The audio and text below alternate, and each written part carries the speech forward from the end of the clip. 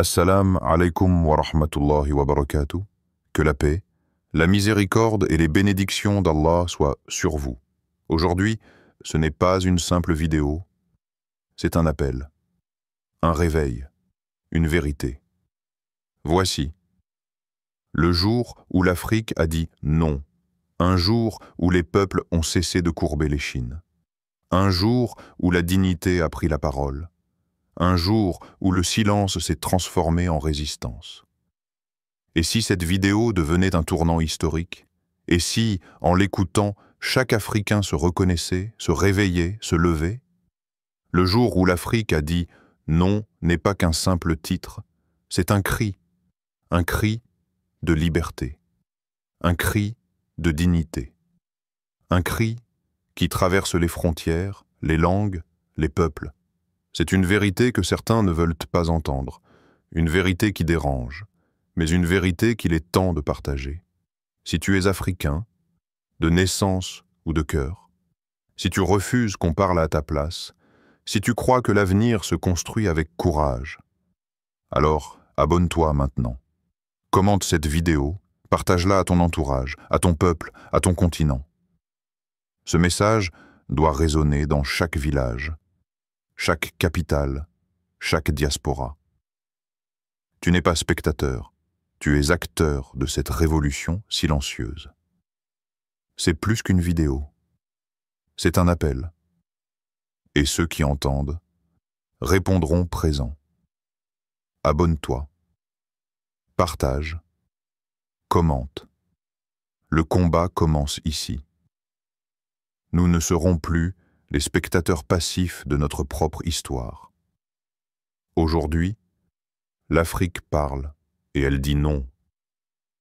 Ce discours, prononcé devant une assemblée internationale figée, a marqué un tournant historique. Un homme en treillis, debout derrière un pupitre, face à des chefs d'État, à des diplomates étrangers, à un monde habitué à parler au nom de l'Afrique, a décidé que le temps du silence était révolu. Derrière lui, la carte lumineuse du continent africain brillait comme un rappel. L'Afrique n'est pas une extension géographique de l'Occident, mais une puissance avec sa voix, ses choix, son avenir. Depuis des décennies, l'Afrique ploie sous le poids des accords imposés, des interventions masquées, des dettes éternelles et des partenariats inégaux. Le langage de la coopération est souvent celui de la dépendance déguisée. Mais les temps changent. Une nouvelle génération se lève, portée par un rêve de souveraineté, d'unité et de dignité.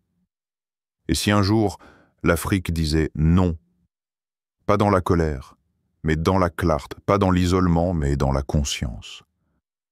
Ce jour-là pourrait ne pas être une fiction. Ce jour-là, c'est peut-être maintenant.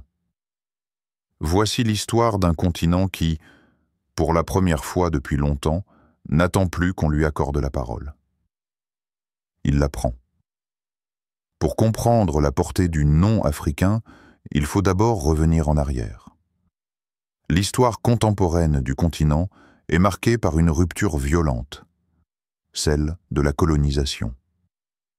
De la fin du XIXe siècle jusqu'aux années 1960, l'Afrique a été morcelée, exploitée, dominée par des puissances européennes, la France, la Grande-Bretagne, la Belgique, le Portugal, l'Allemagne. La conférence de Berlin, 1884-1845, scelle le sort d'un continent partagé sans qu'aucun Africain ne soit invité à la table des négociations. Mais l'indépendance politique obtenue au milieu du XXe siècle n'a pas suffi à restaurer une pleine souveraineté. Très vite, une autre forme de contrôle s'est imposée. Le néocolonialisme. Derrière l'apparence de la liberté, les anciennes puissances coloniales ont gardé la main sur les leviers essentiels, la monnaie, les ressources, les élites politiques. La présence militaire étrangère en est une illustration frappante. La France, par exemple, maintient des bases militaires dans plusieurs pays d'Afrique de l'Ouest sous prétexte de coopération sécuritaire. Les États-Unis, via l'Africom, développent aussi leur influence stratégique sur le continent. Ces dispositifs, censés aider à la stabilité, sont perçus de plus en plus comme des instruments de contrôle et d'ingérence. Sur le plan économique, le joug est tout aussi lourd. Le franc CFA, arrimé à l'euro et contrôlé en partie depuis Paris, reste un symbole d'une souveraineté monétaire inachevée.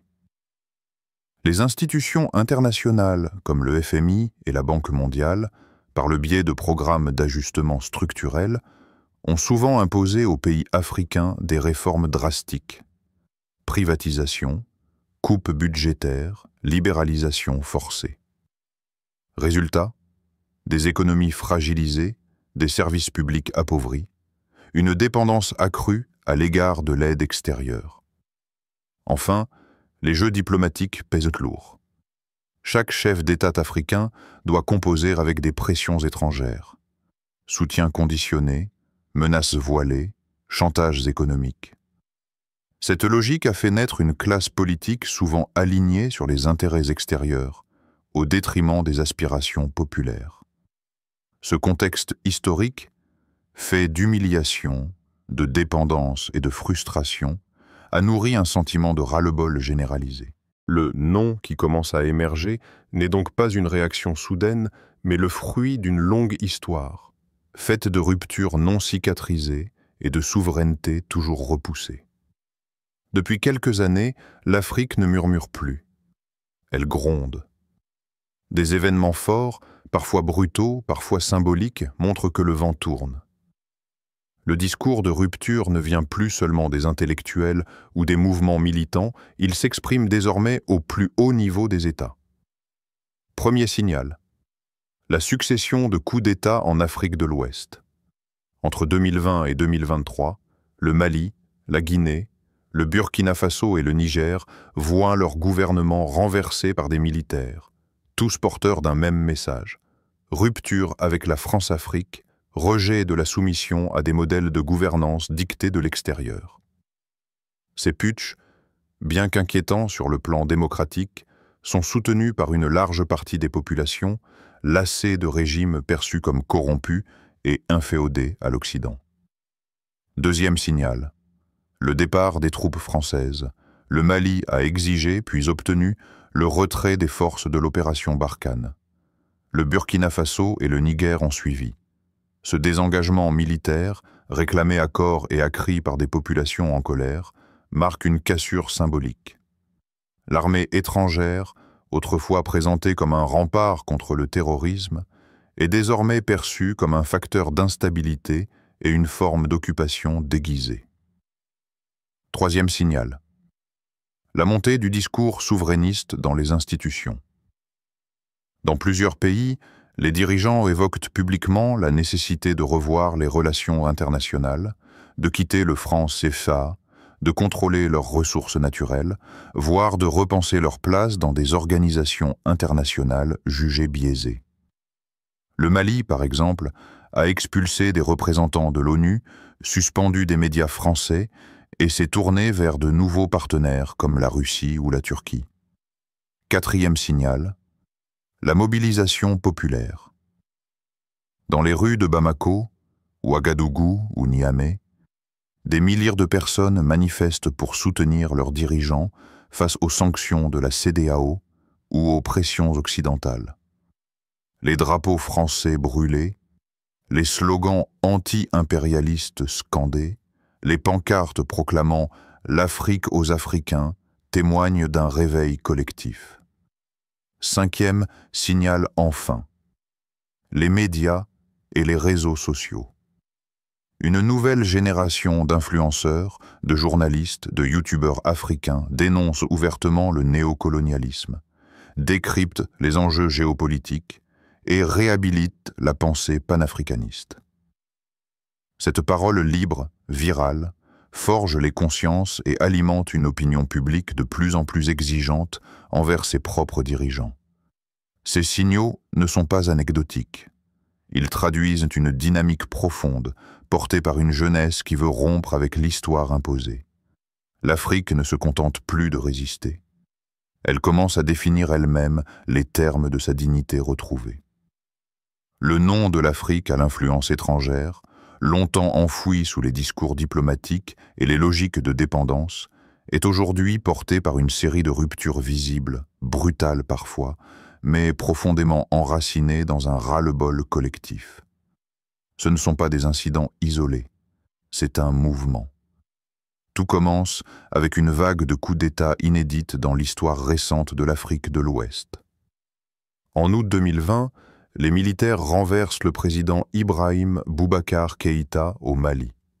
En septembre 2021, c'est au tour du président Alpha Condé en Guinée. Suivront le Burkina Faso en janvier 2022, puis le Niger en juillet 2023.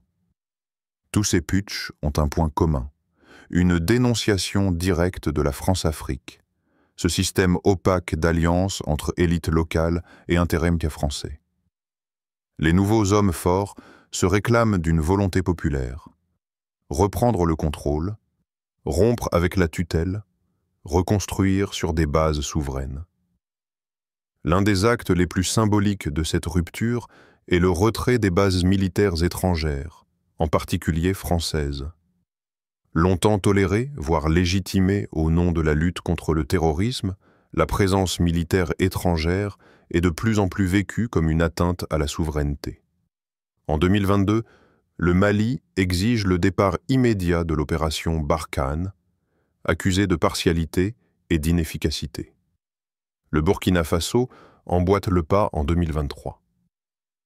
Le Niger, pourtant partenaire stratégique de Paris, rompt aussi les accords de défense, dénonçant un partenariat à sens unique. Ces décisions ne sont pas sans conséquences. Elles provoquent des tensions diplomatiques vives. La France, perdant son influence historique, réagit par des discours fermes, des suspensions d'aide, voire des pressions via les institutions régionales comme la CEDEAO. Mais loin de fléchir, les pays concernés se tournent vers d'autres alliés. Russie, Chine, Turquie. Une nouvelle carte géopolitique se dessine, dans laquelle l'Occident ne détient plus le monopole des partenariats. Parallèlement, un changement de ton radical s'opère chez certaines élites africaines. Fini les discours calibrés pour plaire aux chancelleries européennes. Des présidents, des ministres, des intellectuels, des journalistes n'hésitent plus à dénoncer le néocolonialisme, à remettre en question les accords commerciaux ou militaires hérités de la colonisation. Le discours se veut désormais affirmatif, décomplexé, enraciné, dans une volonté de réappropriation du destin africain.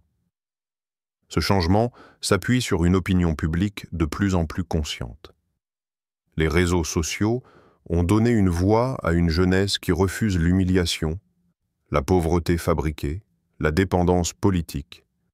Cette jeunesse ne se reconnaît plus dans les figures politiques conciliantes, ni dans les récits occidentaux sur ce qu'est le bon développement.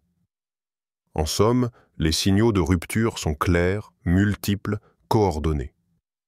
Ils montrent que l'Afrique entre dans une nouvelle phase de son histoire. Une phase où le non n'est plus un cri isolé, mais une affirmation collective d'un continent qui, peu à peu, se tient debout. 4. Le jour symbolique.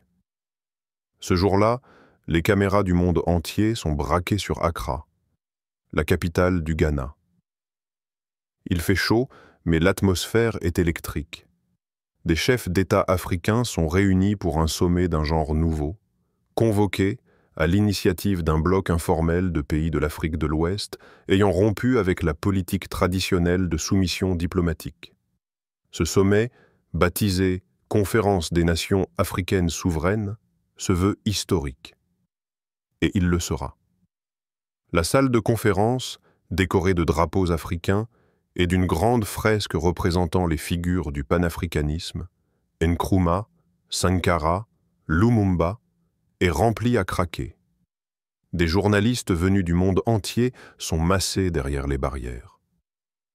Sur la place de l'Indépendance, à quelques kilomètres de là, des dizaines de milliers de personnes sont rassemblées. Ils écoutent, ils attendent. Il est 11 heures, précises, lorsque le général Ibrahim Doumbia, président de la transition du Mali, s'avance vers le pupitre. Son visage est fermé. Il ne lit aucun papier. Il parle avec son cœur, avec ses tripes, avec sa mémoire, et avec le poids de l'histoire sur ses épaules. Mes frères, mes sœurs, l'Afrique ne quémandera plus. Nous disons non à l'humiliation permanente. Non aux bases militaires qui ne nous protègent pas. Non aux accords commerciaux qui nous appauvrissent. Non aux menaces diplomatiques, aux sanctions, aux leçons de morale. L'Afrique n'est pas une propriété stratégique, ni un réservoir de matières premières. Elle est une puissance, une âme, une force. Et à partir d'aujourd'hui, nous marcherons debout.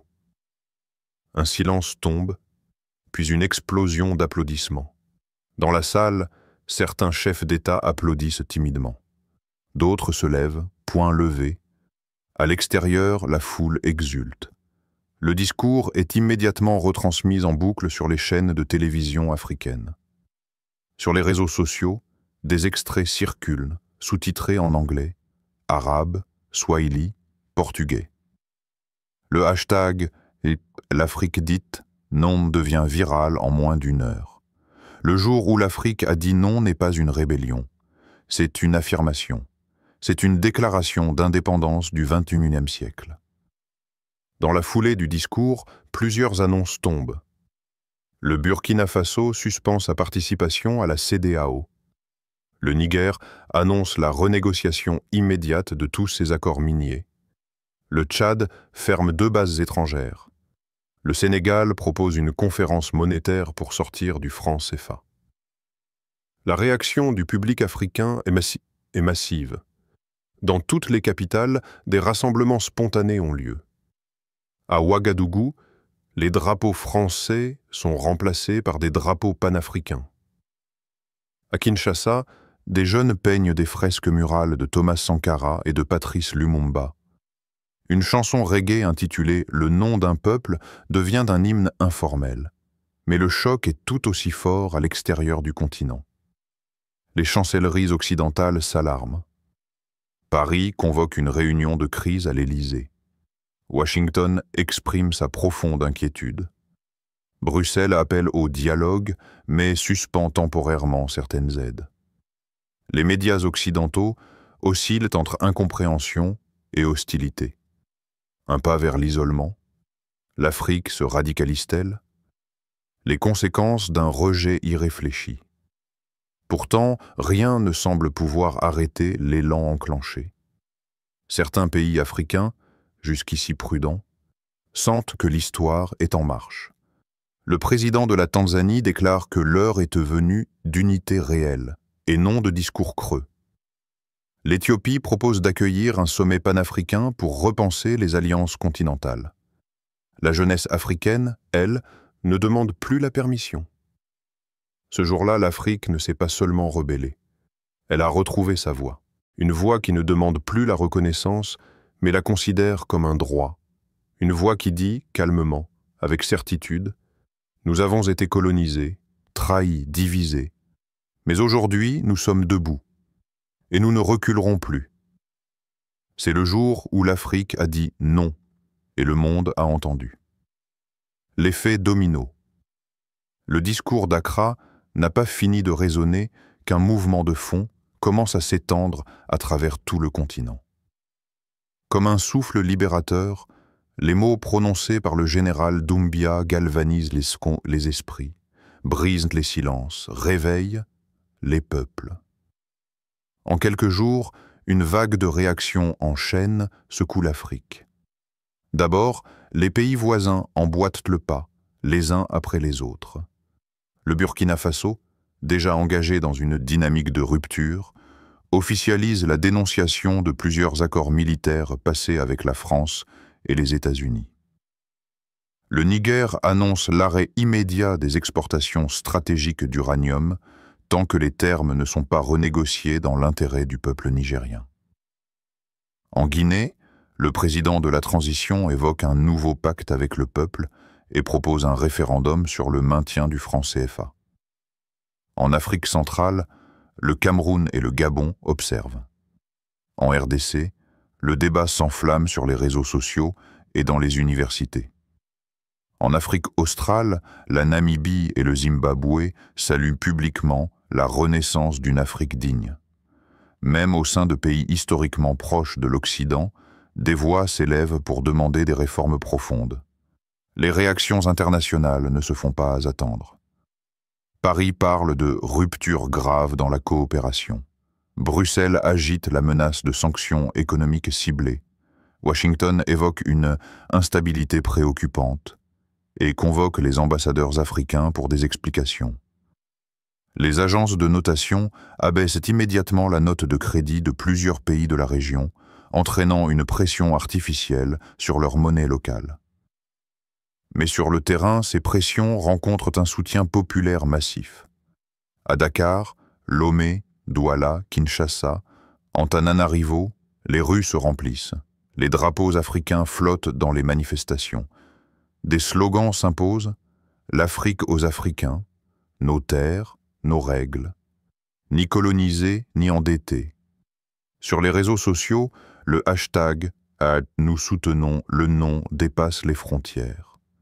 Des influenceurs, des artistes, des intellectuels publient des messages de soutien, parfois à leur risque et péril. La jeunesse africaine s'empare de ce tournant historique. Des débats sont organisés dans les universités. Des vidéos pédagogiques circulent pour expliquer les conséquences du franc CFA, les mécanismes de la dette, les enjeux des accords militaires. On assiste à une forme de réarmement intellectuel, un réveil politique sans précédent.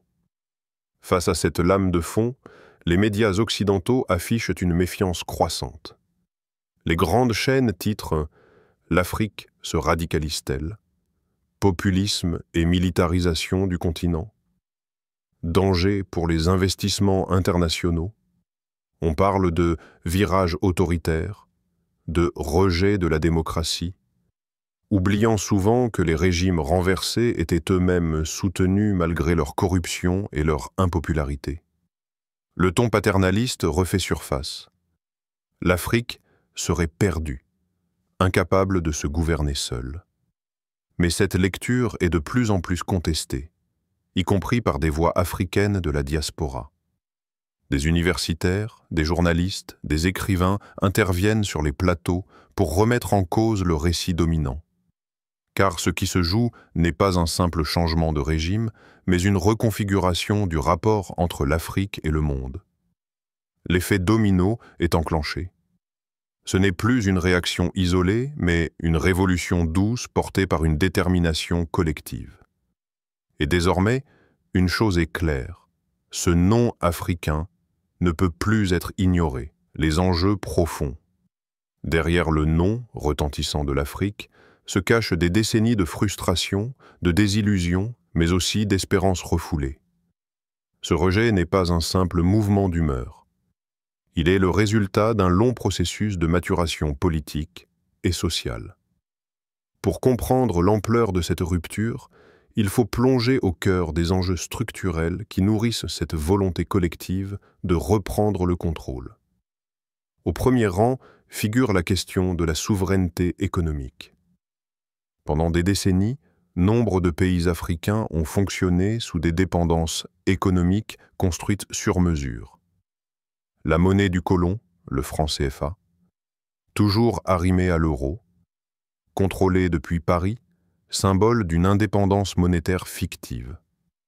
Cette monnaie, tout en stabilisant certains indicateurs macroéconomiques, a paralysé les politiques économiques audacieuses. Impossible d'investir massivement, de dévaluer pour soutenir la production locale ou de sortir des circuits bancaires imposés. À cela s'ajoute le contrôle externe des ressources stratégiques. Uranium du Niger, or du Mali, pétrole du Tchad, cobalt de RDC, bois du Gabon. L'extraction de ces richesses s'est souvent faite au profit d'entreprises étrangères, avec très peu de retombées pour les populations locales. Des contrats opaques, des exonérations fiscales extravagantes, des mécanismes de transfert de bénéfices vers les paradis fiscaux. Autant de pratiques qui vident l'Afrique de sa substance économique. Le rejet d'aujourd'hui est donc aussi une exigence, celle de maîtriser ses ressources, de produire sa richesse, de décider de son développement. Mais cette quête d'autonomie ne peut être crédible sans une remise en question interne. Car la domination extérieure a souvent prospéré grâce à des complicités locales. Élites corrompues, dirigeants prêts à sacrifier leur peuple pour quelques appuis étrangers, fonctionnaires détournant les aides au développement. Le non adressé à l'Occident s'accompagne désormais d'un non adressé aux traîtres de l'intérieur. Des voix s'élèvent pour exiger la reddition des comptes, la transparence, la fin des régimes prédateurs. Le combat pour la souveraineté est aussi un combat contre la corruption, qu'elle soit endogène ou importée. Cette dynamique est portée par une nouvelle génération panafricaine. Elle n'a pas connu les indépendances, mais en revendique l'esprit originel.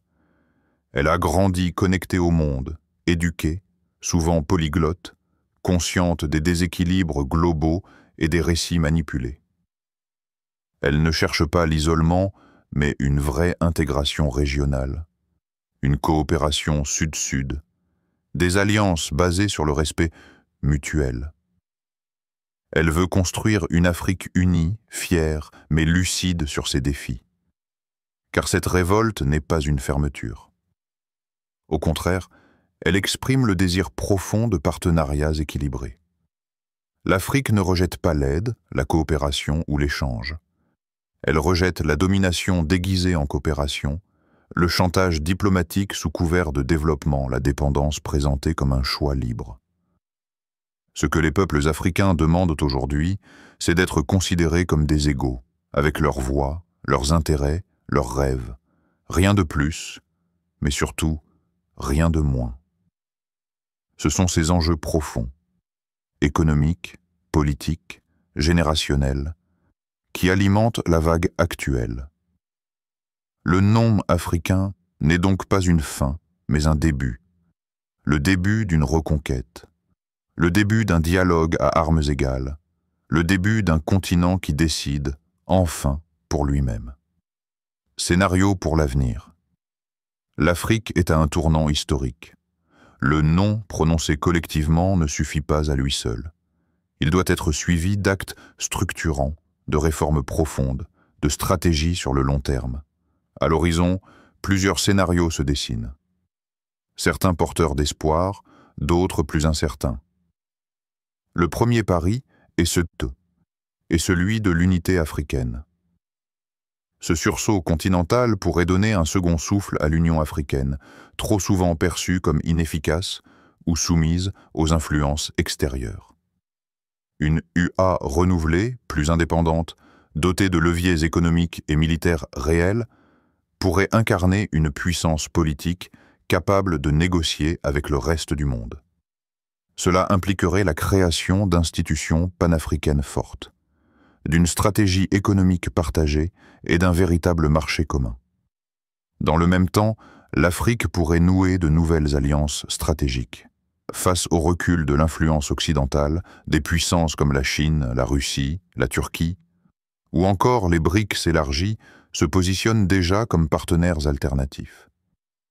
Ces relations peuvent offrir des marges de manœuvre, des investissements, des transferts de technologies. Mais elles ne sont pas sans risque. Sans vigilance, la dépendance pourrait simplement changer de visage, en troquant un maître contre un autre. L'un des dangers majeurs est donc celui de l'isolement ou de la manipulation. Refuser l'ordre ancien ne signifie pas rejeter toute coopération. L'Afrique devra éviter le piège d'un repli nationaliste stérile ou d'une instrumentalisation par des puissances rivales. Il s'agira de construire une diplomatie ouverte mais exigeante, capable de dire oui quand c'est juste et non quand c'est nécessaire. L'Afrique est aujourd'hui à la croisée des chemins. Elle peut sombrer dans le chaos si la transition est mal maîtrisée, ou devenir un acteur géopolitique majeur du XXIe siècle. Cela dépendra de sa capacité à rester unie, à affirmer ses choix sans naïveté et à penser son avenir par elle-même. Le moment est venu, non pas seulement de dire non, mais de dire Voici notre vision. L'histoire est en marche. Reste à savoir qui l'écrira. Le jour où l'Afrique a dit non, ce n'était pas un cri de colère passagère. C'était un acte de mémoire, de dignité, d'espoir.